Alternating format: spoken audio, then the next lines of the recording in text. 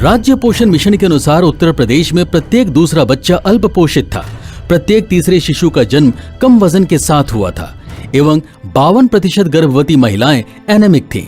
आहार तथा स्वास्थ्य देखभाल सेवाओं तक पहुंच के मामलों में महिलाएं प्रतिकूल परिस्थितियों में हैं। महिलाएं जीवन की तीनों महत्वपूर्ण अवस्थाओं अर्थात शैशवावस्था, बाल्यावस्था, किशोरावस्था एवं प्रजनन के चरण में कुपोषण एवं बीमारी के गंभीर खतरों का सामना करती हैं। स्वास्थ्य एवं पोषण सहायता में सुधार करने के उद्देश्य से शासन ने समन्वित बाल विकास सेवाएं योजना प्रारंभ की। योजना का उद्देश्य 6 वर्ष तक की आयु के बच्चों, गर्भवती महिलाओं एवं धात्री माताओं का सर्वांगीण विकास है। योजना आंगनबाड़ी केंद्र के माध्यम से क्रियान्वित की जाती है, जो कि गांव अथवा मलिन बस्ती में स्थित होता है और जिसे आंगनबाड़ी कार्यकर्त्री द्वारा आंगनबाड़ी सहायिका के सहायता से सेवा प्रदान करने हेतु संचालित किया जाता है। राज्य में आंगनबाड़ी केंद्रों की बहुत कमी थी। राज्य में 2,85,429 आंगनवाड़ी केंद्र की आवश्यकता के सामने केवल 1,90,145 यानी 67% ही स्वीकृत थे तथा 1,87,997 अर्थात 66% आंगनवाड़ी केंद्र कार्यरत थे। 20 नमूना जांच जनपदों की लेखा परीक्षा में पाया गया कि मूलभूत सुविधाएं जैसे शौचालय की सुविधा 43,600 आंगनबाड़ी केंद्रों यानी 68% पर उपलब्ध नहीं थी। 53,757 आंगनबाड़ी केंद्रों अर्थात 84% केंद्रों पर स्वच्छ पेयजल की सुविधा नहीं पाई गई एवं 18,467 आंगनबाड़ी केंद्रों यानी 29% में रसोई घर की सुविधा उपलब्ध नहीं कराई गई थी। अनुपूरक पोषाहार कार्यक्रम। अनुपूरक पोषाहार कार्यक्रम का उद्देश्य गर्भवती महिलाओं एवं धात्री माताओं तथा 6 माह से 6 वर्ष की आयु के बच्चों के स्वास्थ्य एवं पोषण की अवस्था में सुधार करना है। प्रदेश में कुल 3.21 करोड़ से लेकर 3.44 करोड़ गर्भवती महिलाएं, धात्री माताएं तथा 6 माह से 6 वर्ष की आयु के बच्चे थे।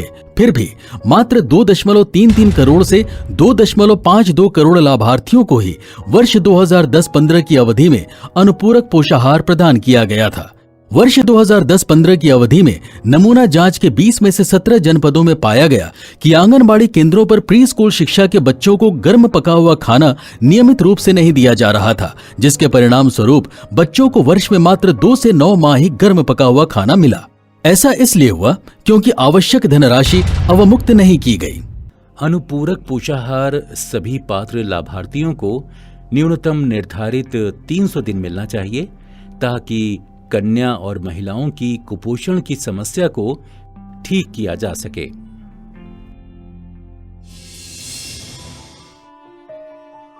ग्रामीण क्षेत्रों में मातृ एवं बाल स्वास्थ्य जांच सेवाएं सामुदायिक स्वास्थ्य केंद्र, प्राथमिक स्वास्थ्य केंद्र एवं उप केंद्रों के माध्यम से स्वास्थ्य विभाग द्वारा नियमित रूप से प्रदान की जानी थी। नमूना जांच के 300 में से 217 आंगनबाड़ी केंद्रों 72% में आशान्वित धात्री माताओं को प्रसव पूर्व एवं प्रसव पश्चात कार्ड निर्गत नहीं किए गए थे। अग्रेतर नमूना जांच के 300 में से 78 आंगनबाड़ी केंद्रों में गर्भवती महिलाओं के डेटाबेस के साथ गर्भावस्था एवं प्रसव पंजिका का रखरखाव नहीं किया गया था। ये आंगनबाड़ी केंद्रों पर प्रसव पूर्व एवं प्रसव पश्चात खराब स्वास्थ्य जांच सेवाओं का सूचक था। वर्ष 2010-15 की अवधि में औषधि किटों के क्रय हेतु अवमुक्त 58 करोड़ रुपए की धनराशि में से मात्र 19.75 करोड़ यानी 34% का ही उपयोग किया गया। वर्ष 2012-13 में प्रदेश में 1,87,997 आंगनबाड़ी केंद्रों यानी 100% केंद्रों में से किसी को भी औषधि किटों की आपूर्ति नहीं की गई थी तथा वर्ष 2011-12 एवं 2014-15 में लगभग 50% आंगनबाड़ी केंद्रों को औषधि किट निर्गत नहीं की गई थी। लेखा परीक्षा में पाया गया कि नमूना जांच के 300 में से 46 आंगनबाड़ी केंद्रों पर टीकाकरण से संबंधित कोई भी अभिलेख नहीं बनाए गए थे। 52% आंगनबाड़ी केंद्रों में विटामिन ए अनुपूरक पंजिका का रखरखाव नहीं किया गया था। बाल्यावस्था से युवावस्था के परिवर्तन का चरण एक लड़की के शारीरिक तथा मनोवैज्ञानिक विकास में काफी महत्वपूर्ण होता है। इस परिवर्तन को आसान तथा स्वास्थ्यप्रद करने के लिए किशोरी शक्ति योजना एवं किशोरियों को सशक्त करने के लिए राजीव गांधी योजना अथवा सबला समन्वित बाल विकास सेवा के मंच से आरंभ की गई थी।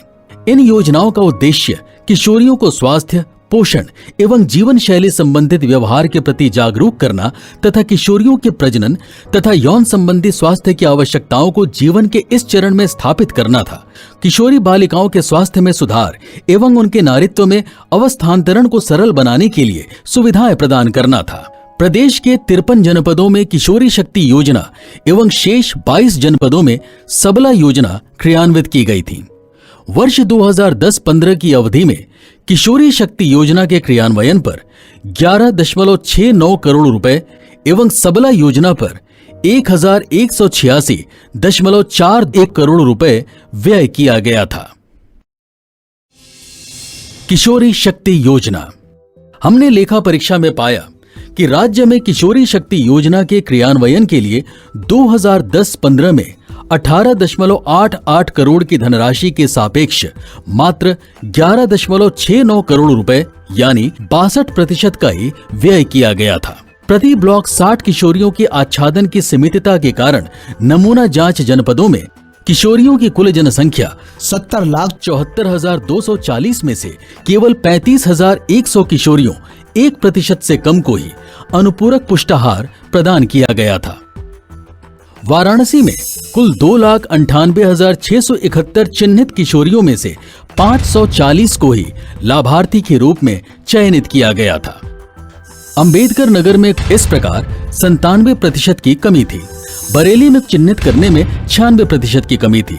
नमूना जांच जनपदों में ये कमी 92 से 97% के मध्य थी। किशोरी शक्ति योजना के अंतर्गत स्वास्थ्य तथा व्यावसायिक प्रशिक्षण।